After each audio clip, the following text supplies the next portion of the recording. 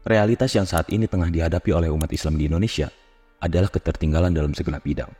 Ekonomi, sosial, pendidikan, dan teknologi masih menjadi tantangan yang harus dituntaskan beberapa tahun ke depan. Namun sebelum itu, penanaman kembali nilai-nilai keislaman dan kebangsaan harus segera dilakukan agar energi kolektif yang dibangun tidak utopis atau sekedar angan belaka. Selain itu, dengan hadirnya nilai-nilai keislaman dalam kehidupan, kita dapat mencegah terjadinya perpecahan umat di Indonesia. Karena jika perpecahan terjadi, kemajuan bangsa akan menjadi lebih sulit dilakukan. Jadi, salah satu upaya memperbaiki bangsa ini adalah memperbaiki kondisi internal umat Islam terlebih dahulu. Islam merupakan agama yang menuntut prinsip-prinsip keseimbangan antara manusia. Tujuan yang hendak dicapai adalah terwujudnya rasa persatuan, persaudaraan, kerukunan, keadilan, dan tentu toleransi. Oleh karenanya, Islam mempunyai nilai-nilai yang harus diamalkan oleh setiap pemeluknya. Nilai-nilai keislaman tersebut adalah egaliter, inklusif, dan non-diskriminatif. Islam adalah agama paripurna yang menjunjung tinggi nilai-nilai kemanusiaan. Islam tidak membenarkan sistem kasta, nasab, ataupun jabatan sebagai acuan untuk memandang seseorang memiliki nilai lebih dari yang lain. Islam menanamkan prinsip egaliter dan menganggap semua manusia sama di sisi Allah, sesuai dengan firman-Nya dalam Al-Quran, surat Al-Hujurat ayat 13. يا أيها الناس إنا خلقناكم من ذكر وأنثى وجعلناكم شعوبا وقبائل لتعارفوا إن أكرمكم عند الله أتقاكم إن الله عليم خبير. Wahai manusia, sesungguhnya kami telah menciptakan kamu dari seorang laki-laki dan perempuan. Kemudian kami menjadikan kamu berbangsa-bangsa dan bersuku-suku agar kamu saling mengenal. Sesungguhnya yang paling mulia di antara kamu di sisi Allah adalah orang yang paling bertakwa. Sesungguhnya Allah Maha Mengetahui lagi Maha Teliti. Ketakwaan setiap individu manusia adalah parameter derajat manusia di sisinya. Kesetaraan yang dimaksud adalah kesetaraan sosial, di mana setiap orang memiliki nilai dasar atau status moral yang sama di dalam masyarakat. Nilai-nilai keislaman ini didapat dari keyakinan umatnya, atau yang paling sering adalah pengaruh dari tokoh agama. Penyampaian pesan dari tokoh agama ini yang kemudian diserap oleh individu untuk kemudian dijadikan sebagai acuan untuk memberikan makna atas nilai-nilai Islam itu sendiri. Kali ini, saya akan memperkenalkan salah satu tokoh agama, budayawan, dan juga aktivis yang sudah melanglang buana ke berbagai pelosok Nusantara, bahkan sampai luar negeri. Dia adalah M.H. Ainun Nadjib, atau yang akrab disapa Cak Nun. Ini subjektif. Islam terlihat lebih menarik ketika melihat Cak Nun berdakwah, egaliter, inklusif, dan non-diskriminatif. Pesan-pesan yang disampaikan merupakan sesuatu yang sebetulnya membutuhkan proses penalaran yang serius, namun disampaikan dengan cara yang sederhana, tidak menghakimi secara mutlak sesuatu yang berada di area tafsir. Pria kelahiran Jombang ini mengabdikan hidupnya untuk membuat rakyat kecil tetap tersenyum gembira di tengah hiruk-pikuknya keadaan negeri. Tentu semua dilakukan bukan tanpa resiko, menjadi buronan para penguasa acap kali Cak Nun dapatkan. Namun beliau tidak surut untuk terus menyampaikan pesan kesejukan. Pemikiran-pemikiran Cak Nun sudah banyak tertuang dalam tulisan-tulisan di berbagai media. Bahkan beberapa sudah dibukukan. Di antaranya adalah Demokrasi La Raiba Fi, Gelandangan di Kampung Sendiri, Tuhan Pun Berpuasa, dan masih banyak yang lain. Tulisan-tulisan beliau merupakan buah dari renungan tentang diri dan negerinya. Pendapat-pendapat yang diambil juga merupakan pendapat yang relevan dengan kehidupan masyarakat bawah. Tidak muluk-muluk, membumi, dan bisa diterima oleh semua kalangan. فَإِن تَوَلَّوْا فَقُلْ حَسْبِيَ اللَّهُ لَا إِلَهَ إِلَّا هُوَ عَلَيْهِ تَوَكَّلْتُ وَهُوَ رَبُّ الْعَرْشِ الْعَظِيمِ.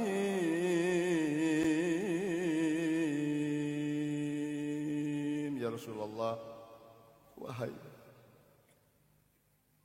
yang menyambung antara kami dengan Allah Subhanahu wa Ta'ala, atas hak prerogatif syafaat-Mu ya Allah, selamatkanlah kami semua dari segala macam yang berbahaya di dalam hidup kami ya Rasulullah. Inna Allah wa malaikatahu yusalluna ala nabi ya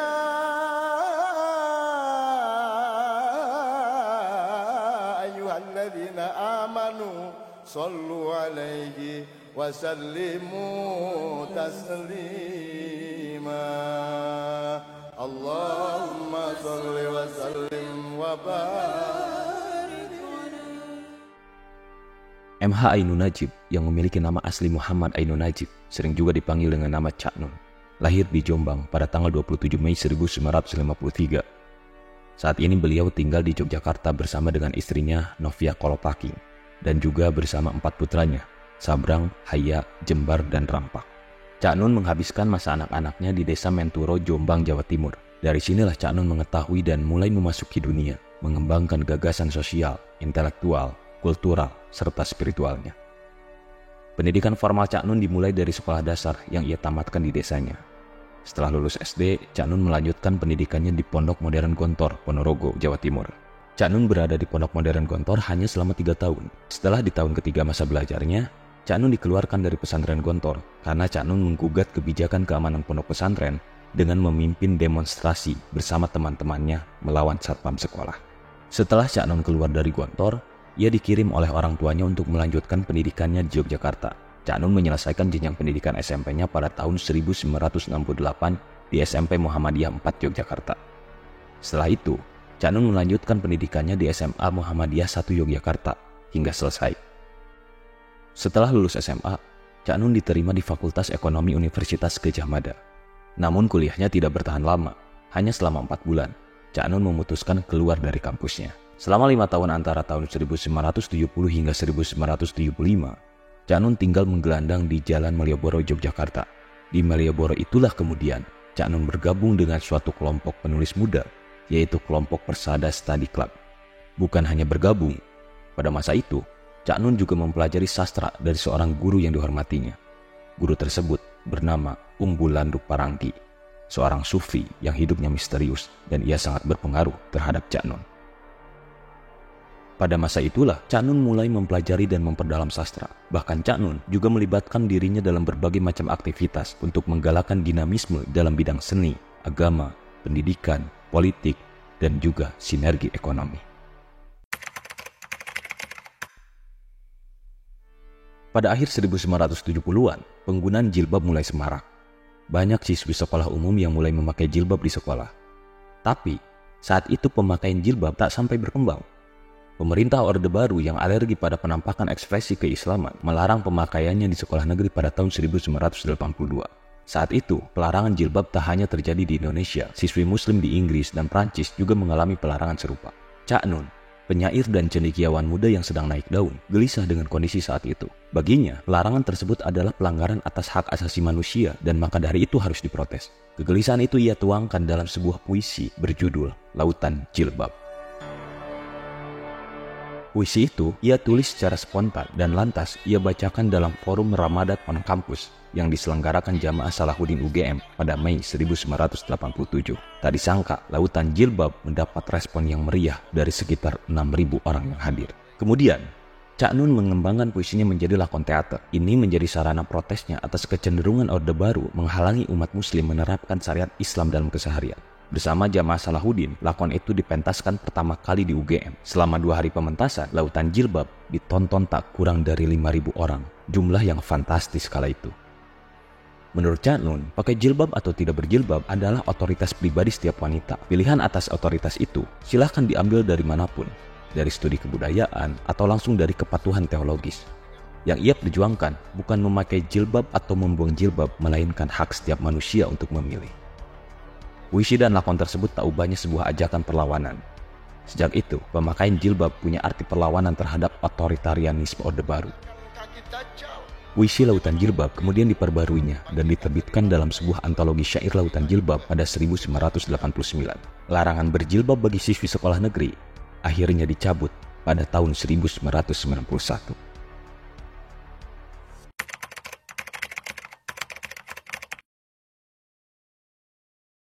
Ini orang tulus bener nih.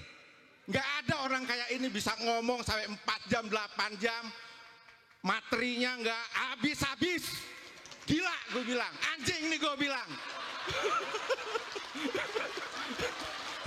Ini tempat gua. Ini tempat gua nih.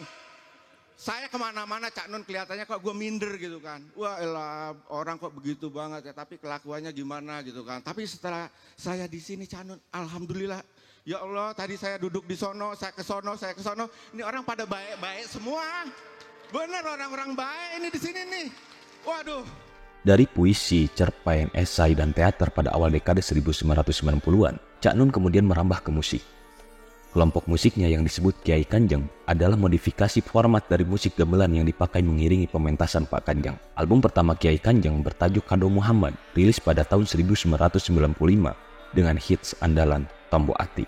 Bersamaan dengan itu, Cak Nun juga merintis sebuah forum kajian yang disebut Pengajian Padang Bulan. Awalnya forum itu adalah agenda keluarga besarnya saja. Pengisinya adalah Cak Fuad dan Cak Nun sendiri. Namun kemudian forum ini dikembangkan menjadi lebih inklusif. Forum ini adalah respon Cak Nun atas banyaknya permintaan masyarakat untuk bertemu dan berdialog. Dibuatlah kemudian wadah pertemuan kultural sebulan sekali di Menturo, Jombang, kampung halaman Cak Nun pada tahun 1992. Forum inilah yang nantinya berkembang menjadi satu forum yang kini disebut Jamaah Ma'iyah.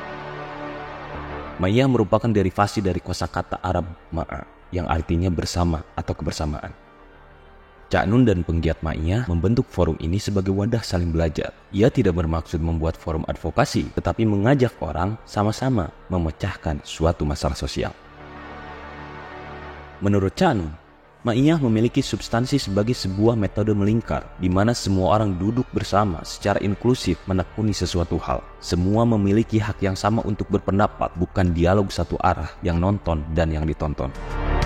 Sebuah fenomena gerakan sosial budaya baru yang memberikan harapan kebangkitan Indonesia. Ma'iyah bagaikan oase di tengah berbagai dahaga sosial, kebudayaan, agama, dan krisis keadilan Indonesia. Sebab di Ma'iyah, semua permasalahan diolah dan dicarikan titik terang bersama, menjadi energi kreatif yang menyiratkan prospek masa depan Indonesia lebih baik lagi. Selain itu, Ma'iyah juga dapat dikatakan sebagai sekolah gratis terbuka atau universitas jalanan untuk berbagai lapisan masyarakat. Ma'iyah seperti menjadi laboratorium sosial yang melatih logika berpikir dan seni manajemen kehidupan. Semuanya boleh datang ke majelis masyarakat Ma'iyah tanpa memandang status, keyakinan, dan pandangan politiknya. Cak Nun menyatakan bahwa Ma'iyah merupakan dinamika tafsir terus-menerus. Meskipun Ma'iyah dipandang sebagai gerakan sosial budaya, agama, bahkan gerakan sufi, tetapi menurut Cak Nun, Ma'iyah mengambil posisi penting sebagai majelis ilmu, sehingga dapat menyokong segala organisasi, pergerakan, ataupun institusi di masyarakat. Ma'iyah juga selalu berupaya di titik seimbang sebagai penengah, tidak memihak kepada siapapun, baik kekuasaan, ormas, mazhab agama, dan kelompok atau aliran apapun. Forum Ma'iyah juga merupakan koreksi Cak Nun atas Padang Bulan yang kian hari hanya dijadikan ajang orang menonton pertunjukan Cak Nun dan Kiai Kanjeng belaka. Ia tidak ingin orang malah terjebak pada kultus individu atas dirinya. Yang ia tawarkan bukan Ma'iyahnya, bukan Cak Nunnya, bukan Kiai Kanjengnya, tapi gagasan yang terkandung di dalamnya. Di dalam forum Ma'iyah, sepanjang diskusi, Cak Nun terus menekankan variasi sudut pandang keilmuan tanpa pandang bulu. Ciri khas pembelajaran Ma'iyah tersebut disublimasikan ke dalam diktum Jawa digowo, Arab digarap, Barat diruat.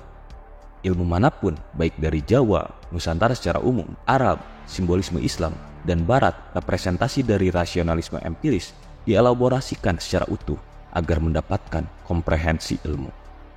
Sisi humanisme dalam acara Ma'iyah juga menegaskan betapa perbedaan yang sering kali timbul dari praktik beragama dan sering menimbulkan konflik kepentingan di Indonesia ternyata dapat teratasi melalui saling percaya satu sama lain. Nilai kepercayaan ini merupakan esensi dari dialog antar iman sekaligus kunci utama dalam menengahi perpecahan.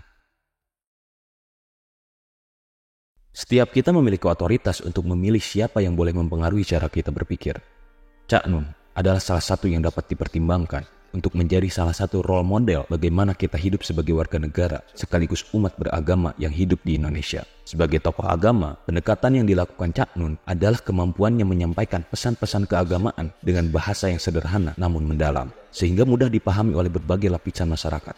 Beliau menggunakan analogi, cerita, dan bahasa yang mengena untuk menggambarkan nilai-nilai keagamaan. Sehingga pesan yang disampaikan tidak hanya diterima secara pemikiran logis, tetapi juga secara emosional. Dengan track recordnya selama pemerintahan Orde Baru sebagai aktivis, retorika yang menarik ketika berdakwah, serta jutaan jamaah yang mencintainya, sampai hari ini Cak Nun tidak tertarik untuk mendekat pada kekuasaan yang sebetulnya sangat mudah bagi beliau. Cak Nun memilih jalan damai, membersamai masyarakat, menjadi penengah sekaligus teman dialog, belajar, dan saling memahami antar umat manusia. Terima kasih Cak. Bangsa ini butuh lebih banyak MH Ainun Najib untuk masa depan.